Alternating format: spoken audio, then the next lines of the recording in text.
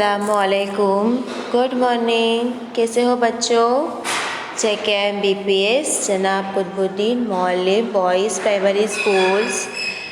बच्चों, आज हम 5वीं कक्षा में हिंदी पढ़ेंगे।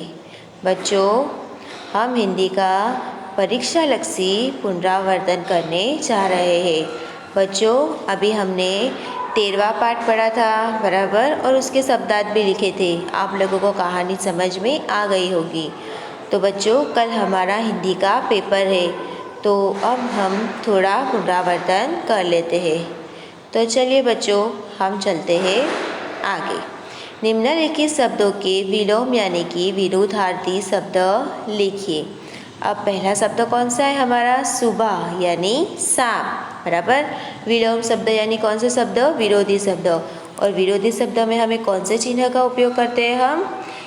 कौन से चिन्ह का बच्चों? जिसे हम कहते हैं गुजराती में कि खोटू छे बराबर। यह निशानी का हम क्या करेंगे? उपयोग करेंगे। दूसरा देखते हैं दोस्त यानी दुश्मन, जिसका हम पूरा अपोजिट ले लेने का कि यह मेरा दोस्त है तो यह मेरा दुश्मन है। चलो आगे देखते हैं नंबर 3, मूर्ख यानी क्या हो जाएगा? बुद्धिमान, कि यह इंसान मूर्ख है और यह कैसा है? बुद्धिमान है। नंबर 4, दिन का क्या हो जाएगा? रात, और आगे गलत का सही बराबर। तो बच्चों, विरुद्धार्थी शब्द आप लोगों को समझ में आए? आगे देखिए हम, छठा क्या है हमारा? सूखा यानी कि गीला। तो बच्चों, आप लोगों को अच्छे से नोटबुक में लिखने हैं। आगे चलते हैं, समानार्थी शब्द लिखिए, यानी कि हिंदी में हम इसे क्या कह सकते हैं? पर्यायवाची शब्द भी कह सकते हैं। तो नंबर 1, दोस्त यानी कि मित्र, यानी कि जो शब्द का अर्थ एक समान हो। अगर आप लोग दोस्त भी बोलो तो भी मित्र, और मित्र यानी भी दोस्त बराबर। और पहले हमने जो देखा वो विलोम शब्द में उसके अर्थ अलग अलग होते थे, जैसे कि दिन तो रात बराबर। और अभी यहाँ पर हम कौन से शब्द पढ़ रहे हैं? समानार्थी यानी कि पर्यायवाची। तो ये दोस्त का क्या हो जाएगा? मित्र बराबर। नंबर 2, मूर्ख यानी कि बेवकूफ़। आगे देखते हैं नंबर 3, सुबह यानी ही प्रातः काल। आप अगर सुबह नहीं लिखो और प्रातः काल लिखो तो भी उसका मतलब क्या हो जाएगा? सुबह हो जाएगा। वक्त यानी कि समय। तो बच्चों, अब हम आगे देखते हैं। निम्नलिखित वाक्यों में या में लगाकर वाक्य पूरे कीजिए बराबर। तो बच्चों, यहाँ पर में है, अब ये में है और यहाँ पर ये 2 में और एक मात्रा है, और यहाँ पर में के ऊपर एक मात्रा और सिर्फ यहाँ पे चंद्रबिंदी है। तो में लगाकर वाक्य पूरे करने हैं। तो अब हम आगे देखते हैं कि पहला वाक्य में कौन सा आएगा। तो रोटी को देखकर बिल्ली के मुंह में पानी आ गया। तो बच्चों, क्या आएगा? रोटी देखकर बिल्ली के मुंह में पानी आ गया। तो हमने कौन सा में वापरा? एक, जिसके ऊपर एक मात्रा है और एक ही टिपका है, उस पर हमने क्या करा? हमने यहाँ पर लिख लिया। आगे देखते हैं नंबर 2, मैं तुझे रोटी ले जाने न दूंगी। अब यहाँ पे कौन सी हमने में वापरा? 2 मात्रा वाला। तो बच्चों, यह में और यह में क्या फ़र्क है? तो बच्चों, कि यह में अपने खुद के लिए वापरते हैं, यानी कि हम अपने लिए, यानी कि मैं जब हम हमारे लिए वापरते हैं तो उसे मैं कहा जाता है। और ये में क्या हो जाएगा? मुंह में, यानी कि कोई चीज़ के अंदर बराबर। के रोटी देखकर बिल्ली के मुंह में, यानी कि मुंह के अंदर पानी आ गया। और यह मैं यानी कि बिल्ली खुद, कि मैं तुझे रोटी ले जाने ना दूंगी, यानी कि बिल्ली खुद बोल रही है।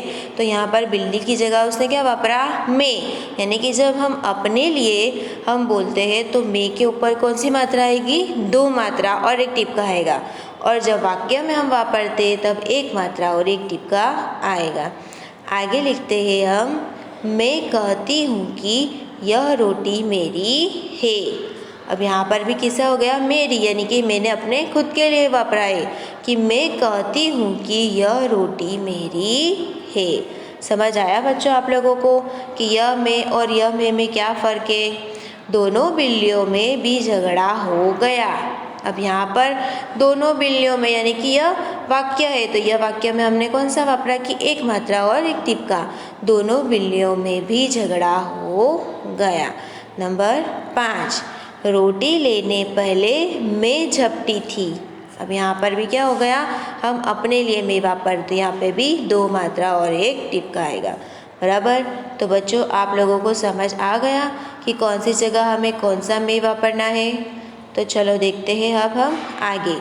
फलों के हिंदी नाम गुजराती नामों के आगे लिखिए। बराबर। तो हमारा पहला कौन सा है, केरी का क्या हो जाएगा, आम। अब दूसरा कौन सा है हमारा, पपैयू, तो पपैयू को अब हिंदी में क्या कहेंगे, पपीता। नंबर 3, सेडी को क्या कहेंगे हम, ईट। नंबर 4, द्राक्ष को क्या कहेंगे, अंगूर। नंबर 5, केड़ू को क्या कहेंगे हम, केरा। आगे देखते हैं हम बच्चों। निम्नलिखित मुहावरों के अर्थ लिखिए। अब आप लोगों को अर्थ भी लिखने हैं और वाक्य आपको जांच से बनाने हैं। बराबर। कि पहला सावधान हो जाना, तो चौकन्ना हो जाना। अब आपको वाक्य बच्चों खुद बनाने हैं। नंबर 2, उत्तेजित होना, गुस्सा होना। नंबर 3, गले लगाना, प्यार से मिलना। नंबर 4, गदगद होना, पुलकित होना। नंबर 5, पसीना बहाना, कड़ी मेहनत करना। बच्चों यहाँ पर सिर्फ मैंने मुहावरे के अर्थ लिखे हैं, वाक्य आप लोगों को बनाने हैं। मैंने आप लोगों को यह पहले भी सिखा दिया है, मुहावरे और उसके अर्थ, और हमने भी इसका पुनरावर्तन किया है। तो बच्चों आप लोगों को फलों के नाम, मुहावरे, विलोम शब्द, पर्यायवाची शब्द, में की खाली जगह सब आपको अच्छे से नोटबुक में लिखनी है। Thank you.